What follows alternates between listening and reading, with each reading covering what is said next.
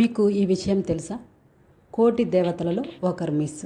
అదేంటి అలా చెప్పారు అని అనుకుంటున్నారా? పూర్వం ఒకసారి శివుడు, ఆ పరమేశ్వరుడు తన గణాలతో కలిసి కాశీకి ప్రయాణం చేయాలని నిర్ణయించుకున్నాడు. కైలాసం నుండి స్వామి కాశీకి వచ్చే మార్గంలో ఆయనతో పాటుగా దేవతలు, గణాలు, యక్షులు ఇలా అనేక మంది, మొత్తం కలిపి 1,000,000 మంది స్వామితో పాటు బయలుదేరారు. ప్రయాణంలో వారు ఒకరోజు రాత్రి త్రిపుర రాష్ట్రంలో ఉనకోటి అనే ప్రాంతం వద్ద రాత్రిపూట విశ్రాంతి తీసుకోవాలి అనుకున్నారు. అప్పుడు అక్కడ విశ్రాంతి తీసుకోవడానికి పరమేశ్వరుడు ఒక షరతు పెట్టారు.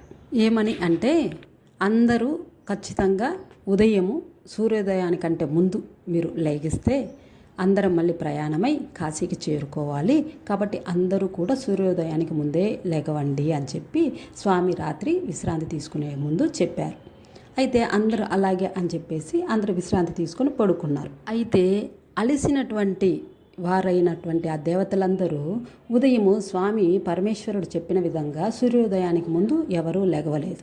స్వామి ఒక్కరు మాత్రమే లేచున్నారు, మిగతా ఎవరూ లేగవలేదు. అంటే 1,000,000 మందిలో స్వామి ఒక్కరే లేచారనమాట. అప్పుడు స్వామికి కోపం వచ్చింది. అందరినీ మీరందరూ శిలలుగా మారిపోండి, లేదా రాతిలో ఇప్పుడు మనకు కనపడుతున్నాయి కదండి ఆ బొమ్మలు, ఒకసారి చూడండి.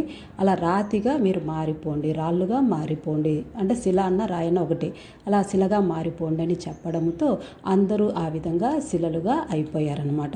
అది పరమేశ్వరుని యొక్క శాపంతో ఈరోజు ఇప్పటికీ త్రిపురలో ఉనకోటి అనే ప్రాంతంలో ఇప్పటికీ కూడా ఆ దేవతలందరూ అలా శిలారూపాలుగా ఆ యొక్క కొండల మీద వాళ్ళు కనపడుతూ ఉన్నారనమాట. అందరూ మనకు కనిపిస్తారు. ఆ విఘ్నేశ్వరుడితో సహా ప్రతి ఒక్కరి యొక్క రూపము అక్కడ కనిపిస్తుంది. ఎంతమందో తెలుసా అండి? 1,000,000 మందిలో ఒక్కరు తక్కువ. అందుకే 1,000,000 మందిలో ఒకరు తక్కువ అయితే వారిని ఉనకోటి అంటారు. ఇక్కడ ఒకరు తక్కువ అంటే ఎవరు? పరమేశ్వరుడు ఒక్కరు తక్కువ అయిపోయినారు, మిగతా మొత్తము ఉన్నారనమాట. సో అందరి యొక్క రూపాలు ఇక్కడ శిలలుగా మనకి దర్శనమిస్తాయి అన్నమాట. ఎంత అద్భుతమైనటువంటి ఆ శిల్ప సౌందర్యము, మరి ఆ రోజు ఆ విధంగా ఎలా వాళ్ళు అయ్యారో మనకు తెలియట్లేదు. కానీ ఇప్పటికీ సజీవ సాక్ష్యంగా మనకైతే కనిపిస్తుంది. ఇది నమ్మవలసి ఉందే మనం తప్పనిసరిగా. మన యొక్క ఆధ్యాత్మిక పరమైనటువంటి, మన యొక్క పురాణాలలో చెప్పినటువంటి విషయాలు ప్రతిదీ కూడా వాళ్ళు జరిగింది కళ్ళారా చూసిందే వ్రాసారు మనకు వ్యాస భగవానుడు.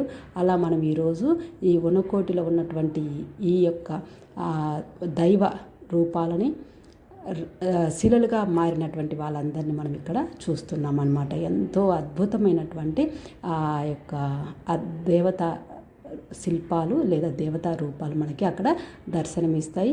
మనం ఎవ్వరం పోయినా కూడా మనం అక్కడ చూడొచ్చు అనమాట. అద్భుతమైనటువంటి రూపంలో మనకు స్వామి వాళ్ళు అందరూ మనకి ఆహ్వానం పలుకుతున్నట్టుగా అనిపిస్తుంది. అంత గొప్పగా ఇక్కడ కనిపిస్తుంది. థ్యాంక్ యూ, మీరందరూ ఓపికతో విన్నందుకు. ఇటువంటి కొత్త కొత్త విషయాలను మీకు తెలియజేయడానికి మీరు మాకు ఎంకరేజ్ చేసినట్టు ఉంటుంది. ప్లీజ్ ఒక లైక్ చేయండి, షేర్ చేయండి, సబ్స్క్రైబ్ చేసుకోండి.